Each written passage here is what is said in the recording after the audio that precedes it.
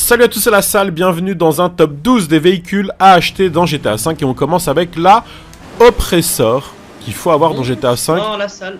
Le prix? Alors la Oppressor, c'est un beau véhicule, il coûte 3 524 500, donc c'est un véhicule qui coûte très cher quand même. 3 524 500, donc ce véhicule il a un boost qui est magnifique, on peut facilement l'utiliser comme une moto, il peut aussi voler et on peut faire un ménage assez rapide parce qu'il tire, il lance des missiles très rapidement. Comme un missile là. Ah bah oui, il lance des missiles très rapidement, donc tu vois, et en plus il verrouille les ennemis. Donc tu vois, tu peux te débarrasser des gens très rapidement et surtout tu peux t'en aller très rapidement. Regarde d'ailleurs. C'est ça qui est magnifique. On s'est débarrassé d'un ennemi, mais il y en a d'autres et hop, il suffit. L'Oppressor normale elle est bien parce que tu sais, tu peux tourner et tout. En tout cas, les gens savent qu'ils sont foutus.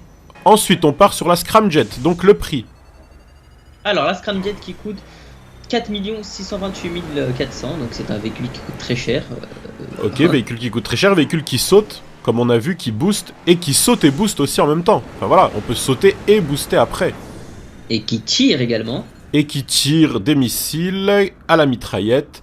Donc c'est un véhicule vachement intéressant à utiliser. Moi en tout cas, c'est un de mes véhicules préférés à utiliser dans GTA V, si ce n'est le préféré je crois. Pourquoi? Tout simplement parce que l'atterrissage il est incertain. Tu vois, on a atterri sur un bâtiment, là hop on va réussir à atterrir juste en dessous, mais on sait pas vraiment où on va. C'est vrai que c'est stylé. Donc voilà, mon véhicule préféré. Après, ouais, bah voilà. Ouais, comme on le voit, on peut aussi monter sur d'autres véhicules qui nous transportent derrière. Enfin voilà. Le véhicule est complet, là il lance des missiles, on peut aussi tirer à la mitraillette, mais c'est beaucoup moins puissant. Et du coup, c'est un véhicule intéressant parce qu'on peut. C'est l'un de mes préférés aussi. Exactement, sauter, voler, tirer à la totale. Z 380, quel prix? Alors, celui-là il est magnifique, il coûte 2 138 640 et véhicule du DLC Arena War. Alors, donc le ZR 380, sa particularité c'est qu'il a un rouleau à l'avant quand on le customise. Et du coup, ça soulève des véhicules. Il peut aussi sauter, donc comme la Scramjet. Du coup, on peut se faire transporter. Et vu que c'est un véhicule de l'Arena War, on peut poser des mines. Donc à vous de choisir les mines que vous voulez. Moi j'ai mis celles qui ralentissent les véhicules. Donc vous voyez le camion, il est complètement ralenti. Pour embêter les gens, c'est pas mal. La Deluxo, donc la Deluxo pareil, elle tire. Donc forcément véhicule très intéressant. Cher, hein. 4 721 500. Là où nous allons, Marty, nous n'avons pas besoin de route. Et en fait c'est vrai, on peut rouler sur les routes, mais si on veut, on peut ne plus utiliser les routes. Et d'ailleurs, c'est le véhicule Unwin qui fait des front flips sans que le véhicule parte en cacahuète. T'as remarqué? Voilà, donc c'est... Ouais, alors que d'habitude, les véhicules partent en freestyle total. Exactement, vigilante, le prix. Vigilante. Alors, la vigilante, elle coûte 3 750 000. Combien? 3 750. 3 750 000, alors c'est le véhicule 4 roues, même 2 roues, le plus rapide de GTA V. Donc il est juste énormissime comme véhicule. Il booste très fort. Il tient super bien la route. Alors quand je dis qu'il tient la route, c'est pas forcément dans les virages, mais dans les lignes droites comme ça, même s'il y a des véhicules, il tient super bien la route. Il est très puissant. J'ai l'impression que c'est même un des véhicules qui pousse le plus fort sans qu'il soit dévié de sa trajectoire. Il a les missiles. Le plus fort à la salle. Voilà, il a les missiles, le boost. Impossible de l'enlever de sa trajectoire. En tout cas, c'est très difficile, même à contresens, on n'arrive pas à l'enlever de sa trajectoire. Et en plus, c'est le plus rapide. Donc, c'est un véhicule très intéressant, mais comparé à une Scramjet, c'est sûr que ça fait pas forcément l'affaire.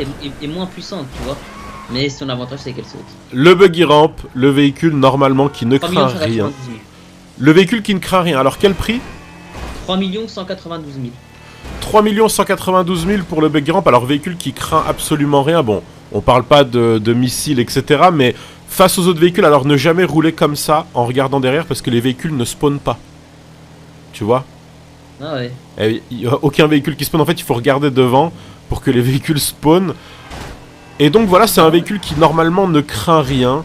On peut y aller à contresens, on peut faire ce qu'on veut. Le véhicule fait sa vie. Et personne n'arrive à l'arrêter, donc magnifique véhicule, le buggy ramp. Bah, c'est le meilleur, l'un des meilleurs, la salle. Ruiner 2000, véhicule qui est pas mal.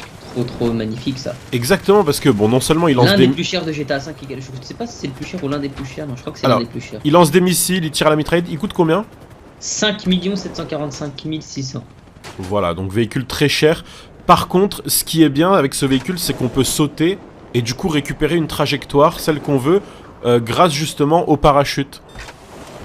Ouais, c'est ça qui est magnifique avec ce véhicule, quoi. Comme on voit là, on peut l'enlever à volonté, le remettre à volonté, et du coup on peut vraiment choisir sa trajectoire. On peut bien planer aussi, on peut planer assez longtemps quand même. La Manchester Scoot qui est sortie il n'y a pas longtemps, mais qui est un véhicule... Prix à 225 000, pas cher du tout. Pour moi c'est la meilleure moto. Donc on peut faire des roues comme ça. Alors, on pourrait croire que c'est difficile de faire ça. Alors oui, avec les anciennes motos, genre la Trust, mais alors là, ça se fait tout seul. Il y a juste à mettre l'analogue vers le bas, donc c'est juste impressionnant. Magnifique moto. En plus, on peut faire des roues, mais vraiment au ralenti, donc on peut tourner, etc. Pour moi, cette moto, c'est devenu la meilleure. Après, bon, on a forcément... c'est la plus rapide en même temps.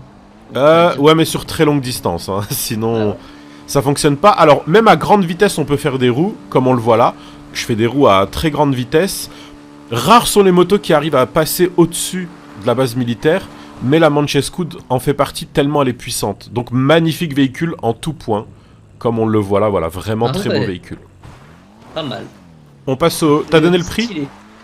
Ouais, 225 000. Alors, le Phantom Wedge... Le Phantom Wedge, qui est un véhicule qui est lourd, puissant, et qui, grâce à son énorme truc à l'avant, voilà, qui craint pas grand-chose.